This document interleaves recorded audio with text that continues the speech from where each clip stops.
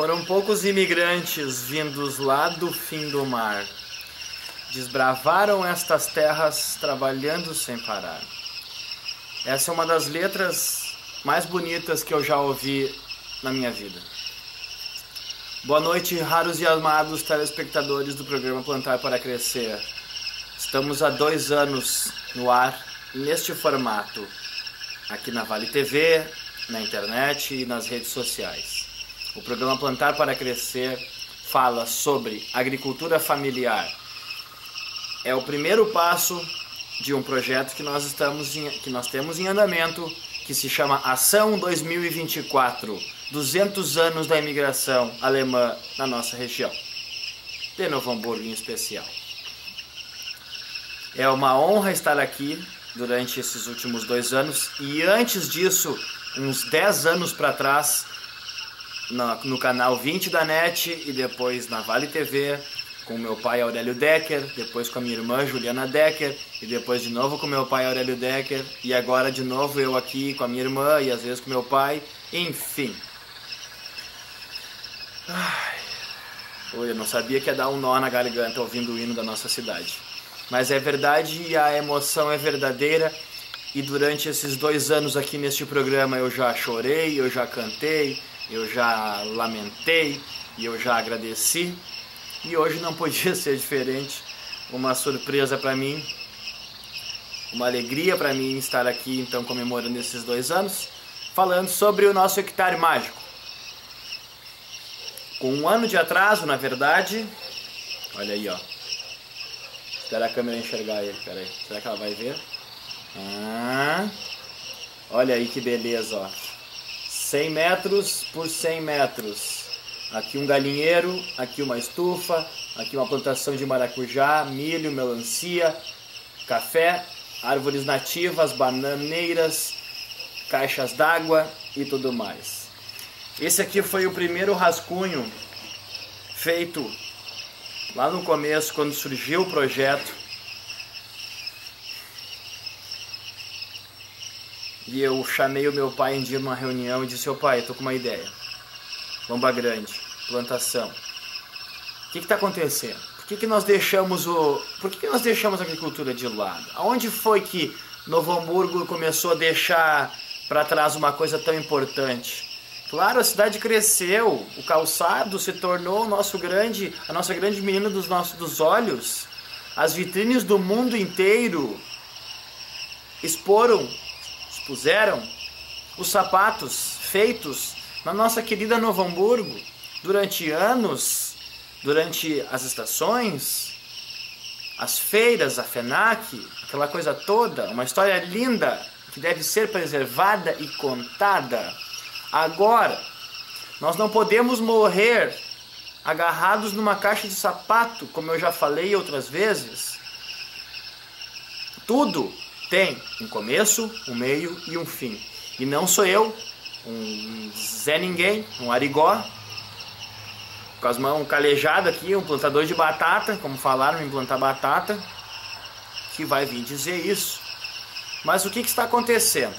Nós deixamos de lado o nosso ofício principal, o nosso primeiro ofício, que há 200 anos atrás, quase 200 anos atrás, quando os primeiros imigrantes, os nossos imigrantes, as nossas famílias vieram, a minha família veio de barco da Alemanha, tô aí eu, um alemão preto, e das Schwarzteufel Sprecher alle Deutsch, alles não, ein bisschen, como falam, que eu falo tudo em alemão, não, um pouquinho, principalmente o que não se deve, palavrão.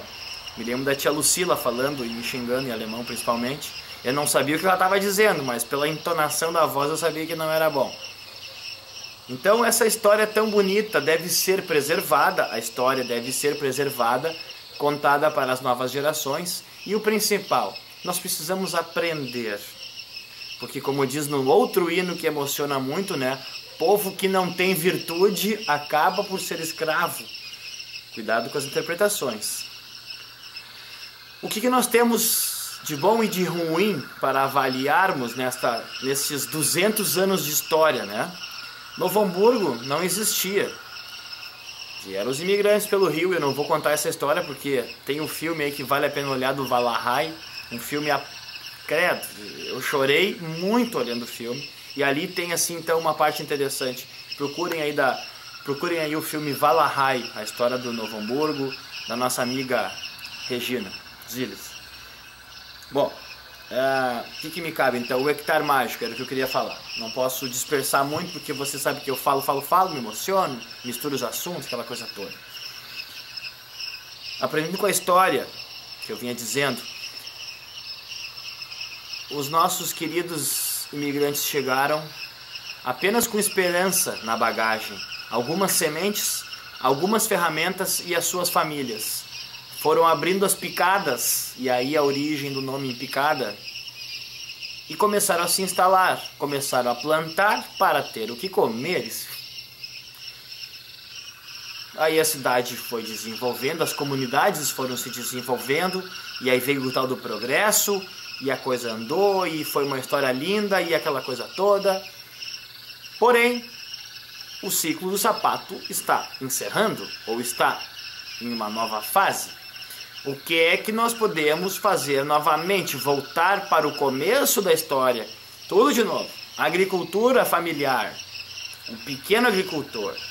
Que eu aprendi agora recentemente que não é agricultura de subsistência, como eu falei muitas vezes erroneamente. O correto é agricultura de superexistência.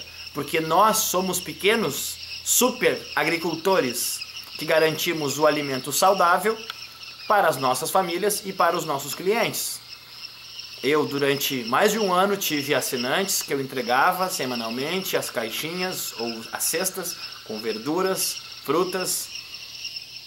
Que coisa incrível. E eu aprendi isso com o Sítio Pé na Terra, com o Ananta Alano, e muitos de vocês eram assinantes do Sítio Pé na Terra naquela época, há 30 anos atrás. Lá foi meu primeiro contato com horta. Na verdade, os meus pais sempre tiveram horta em casa. Depois, na escola Cecília Meirelles, onde eu estudava, também. Nós tínhamos a horta lá em cima do barranco, ao lado do mercadinho do Fritz, finado Fritz, querido. Então, isso faz parte da nossa vida.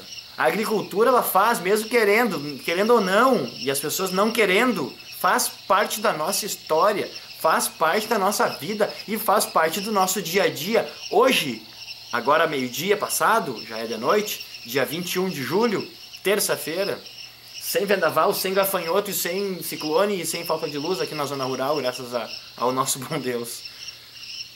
O almoço de hoje, das casas de vocês, veio de algum lugar plantado de algum agricultor familiar. Porque 70% da alimentação do nosso país vem da pequena agricultura, dos super agricultores, da agricultura de superexistência. Lembrem disso, por favor. Eu aprendi agora há pouco tempo, e eu não posso deixar mais isso passar. Falando da história, falando do nosso hino, falando da nossa região, Décio Tavares, da letra do nosso hino, incrível, nós cantávamos na escola, Cecília Meirelles, desde pequenininho sempre, e era o hino de Novo Hamburgo, o hino do Rio Grande do Sul e o hino do Brasil. Incrível, histórias, lembranças fantásticas da Escola Municipal Cecília Meirelles, no bairro Operário, onde eu nasci e vivi uma parte da minha infância. Meu Deus, estou estourando o tempo, já 10 minutos se passaram. O programa sempre é dividido em 2 blocos de 15. Então eu tenho que falar sobre o hectare mágico.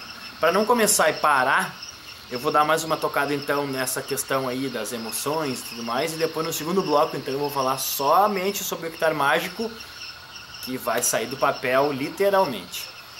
Falando sobre agricultura familiar e coronavírus, né? Estamos aí ainda nessa situação nova, credo, que coisa incrível, e como nós já aprendemos muitas coisas, né, muitas coisas com relação ao próprio coronavírus, nós aprendemos muitas coisas com relação à economia, à política e a guerras políticas que estão de novo, né, que é uma maldição isso, essa guerra política nojenta que nós temos aí em todos os cantos deste país.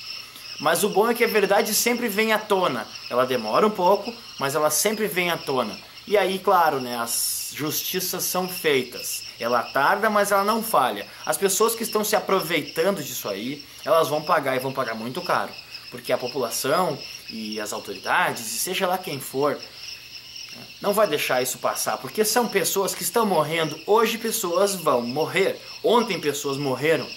Enfim, eu não vim falar sobre isso. Claro que não. Mas isso faz parte do que eu vou falar.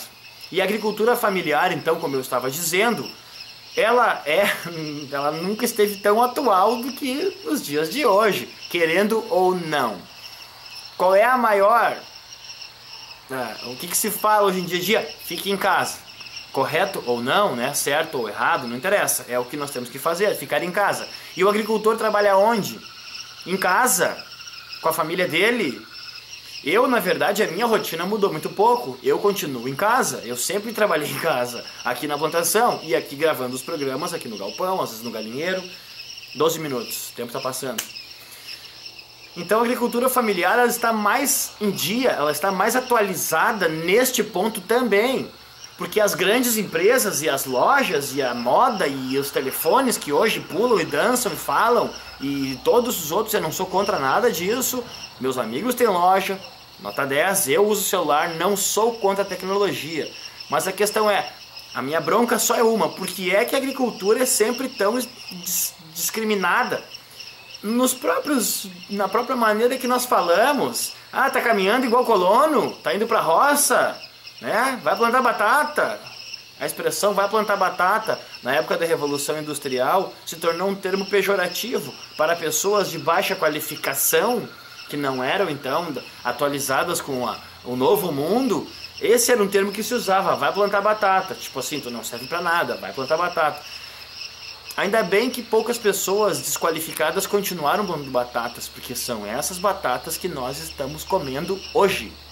Porque se todo mundo tivesse ido para os grandes centros e viver da moda e da luxúria e essa coisa toda, que eu não sou contra, aqui estou eu, bem vestido, com roupa do brechó, é claro, usando uma máquina digital, usando uma luz, usando a internet. Mas eu só não aguento essa bronca contra a agricultura. Parece que a agricultura faz mal para as pessoas e não faz. Para encerrar então a minha bronca, e me desculpem, a agricultura que bota alimento nas nossas mesas. Mantém as pessoas em casa, como estão pedindo, gerando renda, trabalhando em família, nos trazendo alimentos saudáveis, plantados com todo amor e respeito. Um rápido intervalo comercial e já volto.